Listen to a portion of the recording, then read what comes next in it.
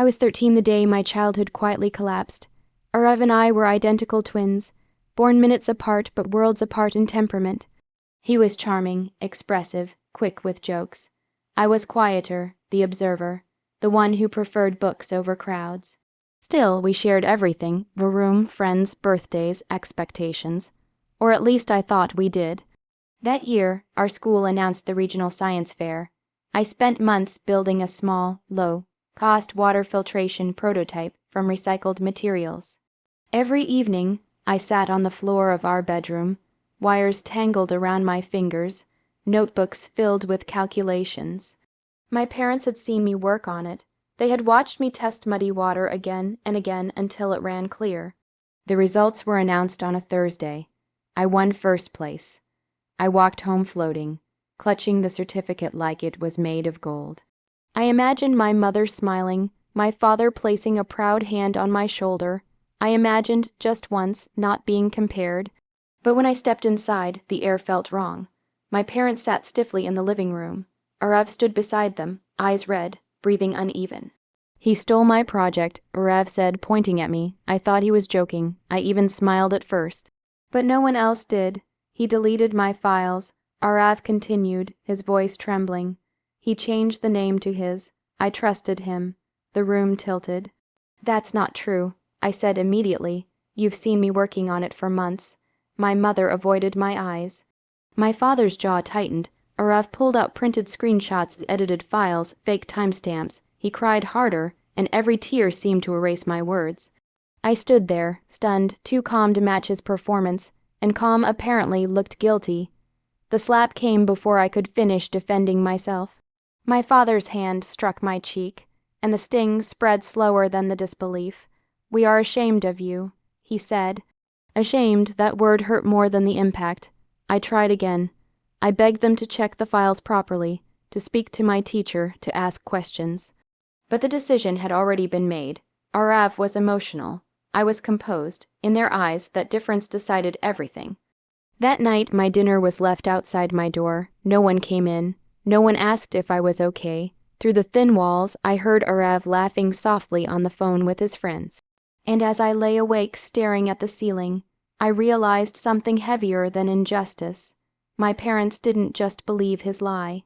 They doubted my truth. That was the moment my childhood ended. After that night, something inside me changed. I stopped arguing. I stopped defending myself. I stopped expecting fairness. At 14, I learned how to live quietly in a house that no longer felt like home. My parents were polite but distant.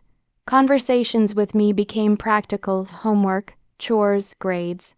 Warmth was reserved for Arav. He became fragile in their eyes, someone who had been betrayed. I became the cautionary example. The silence at dinner was heavier than any punishment, but pain can either shrink you or sharpen you. I chose sharpness. I threw myself into studying with a quiet intensity that bordered on obsession. If they thought I was capable of stealing brilliance, then I would build brilliance so undeniable it could never be questioned. I borrowed books from the library. I solved math problems until my fingers cramped. I learned coding from free online forums late into the night. The only person who ever asked for my side of the story was my father's younger brother, Uncle Rehan. One evening he found me studying alone at a family gathering. "You've grown very quiet," he said gently. I hesitated, then told him everything: the screenshots, the slap, the scholarship I lost because of the accusation. He didn't interrupt. He didn't look doubtful. He simply listened. When I finished, he nodded slowly. "Sometimes," he said, "you don't fight lies with noise. You fight them with excellence." Those words became my anchor.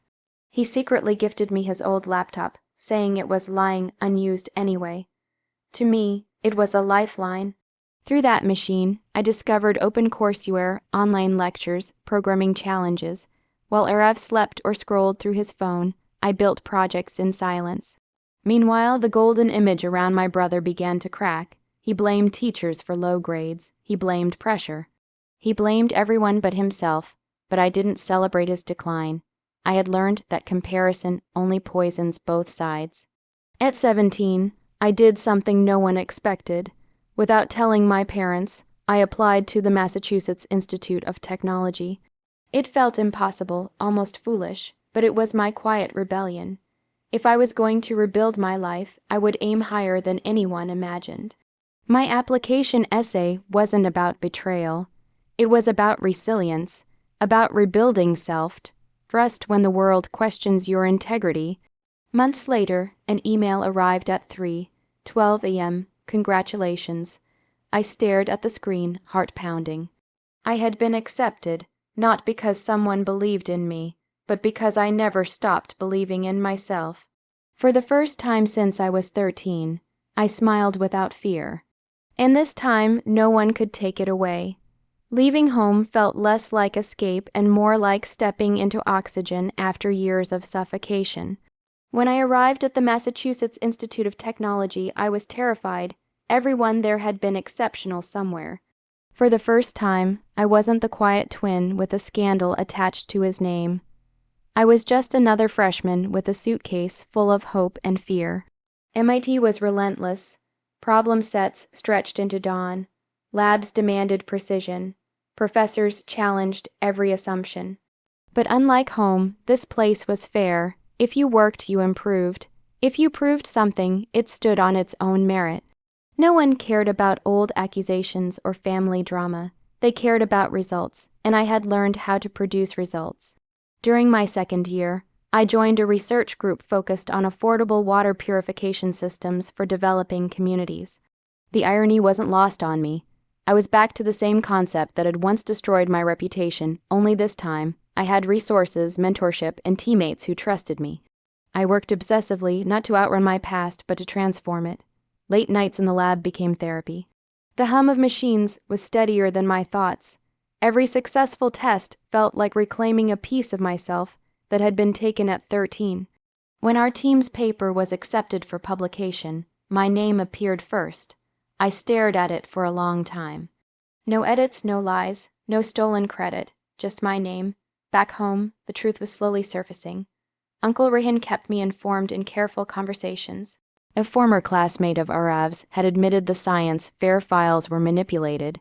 A teacher revisited old records and found timestamp inconsistencies. Small cracks in a carefully built story. My parents began calling more often.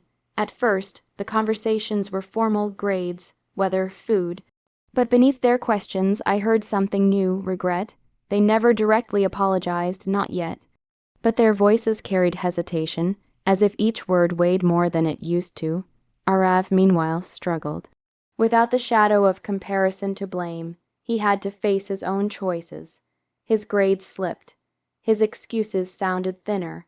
For years, I had imagined revenge as confrontation, shouting, exposing, proving. But standing in a lab thousands of miles away, I understood something different. Revenge wasn't destruction. It was elevation. It was becoming so grounded in your own truth that lies simply fall away under their own weight. By my final year, I wasn't driven by anger anymore. I was driven by clarity. At 13, I had lost my parents' trust. At 21, I had rebuilt my own. And that, I realized, was far more powerful. Graduation morning in Cambridge was cold and bright, the kind of day that feels important even before anything happens. I stood among hundreds of students in black gowns, the dome of the Massachusetts Institute of Technology rising behind us like a silent witness to every sleepless night we had survived. I hadn't invited my parents, not because I hated them, but because I didn't trust hope. Uncle Rehan had told me he would try to come. That alone was enough. He had been there when no one else was. He had believed me without needing proof. As we lined up to walk toward the ceremony, I scanned the crowd out of habit, and my breath caught. Uncle Rehan stood near the entrance, and beside him was my mother. For a second, I thought I was imagining it. But then she stepped forward slightly, her sari trembling in the wind. My father stood next to her, shoulders straighter than I remembered but eyes softer. They hadn't told me they were coming. When my name was called, it echoed across the hall. Applause filled the air. I walked across the stage slowly, each step heavy with years, the slap, the silence, the doubt, the loneliness. When I accepted my degree, I didn't look at the crowd at first, but when I did, I saw her. My mother was crying openly, her hands shaking as she held the program booklet. Not quiet tears, not polite pride. It was the kind of crying that comes from regret too heavy to carry any longer. After the ceremony, I walked toward them. For a moment, none of us spoke. Then my mother stepped forward. Her fingers trembled as she touched my sleeve, almost as if she was afraid I might pull away. I was wrong, she whispered. We were wrong. Her voice cracked on the last word. Behind her, my father swallowed hard. We should have listened, he said quietly. And then, unexpectedly, Arav moved closer. He looked different, thinner, less certain. The confidence he once wore like armor was gone. I lied, he admitted, his voice shaking. I was jealous. I thought if you fell, I would finally be seen. The confession didn't feel dramatic. It felt tired. For years, I had imagined this moment filled with anger, accusations, maybe even satisfaction. But standing there in my graduation gown, I felt something else, freedom. I didn't succeed to hurt you, I said calmly. I succeeded because I had to survive. My mother's hands trembled again. That was the revenge, not shouting. Not humiliation. Just truth standing tall, undeniable. At 13, they believed a lie. At 20, too, they stood in front of proof. And this time, they believed me.